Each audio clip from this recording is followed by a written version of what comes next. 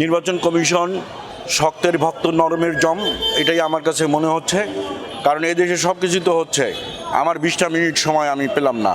আমি এবার ত্রয়োদশ জাতীয় সংসদ নির্বাচনে জেএসডি থেকে ঢাকা 13 আসনের প্রার্থী ছিলাম। আমার সব কিছুই ঠিকঠাক ছিল। আমি ফাইল কমপ্লিট করে রিটার্নিং অফিসার কার্যালয়ে যেতে আমার 20 মিনিট বেশি সময় লেগেছে, যার জন্য আমার আবেদন গ্রহণ করেন নাই, আমার নমিনেশন পেপার জমা নেন নাই। এর জন্য আমি খুবই দুঃখিত, যদিও আমারই ত্রুটি, মেনে নিচ্ছি আমারই দোষ। আমি রিটার্নিং অফিসারকে বলছিলাম যে যেহেতু আপনার 16 তলায় আপনার অফিস, এই 16 তলায় উঠতেও তো 16 মিনিট সময় লাগে, আমাকে এই সুযোগটা দেন। তো উনি সুযোগটা দেন নাই, কারণ এদেশে সব কিছু তো হচ্ছে, আমার 20টা মিনিট সময় আমি পেলাম না। কারণ আমি একটি শতভাগ মুক্তিযোদ্ধার দল এবং শতভাগ দুর্নীতিমুক্ত একটি দল, জাতীয় সমাজতান্ত্রিক দল জেএসডি থেকে আমি নমিনেশন প্রাপ্ত ছিলাম।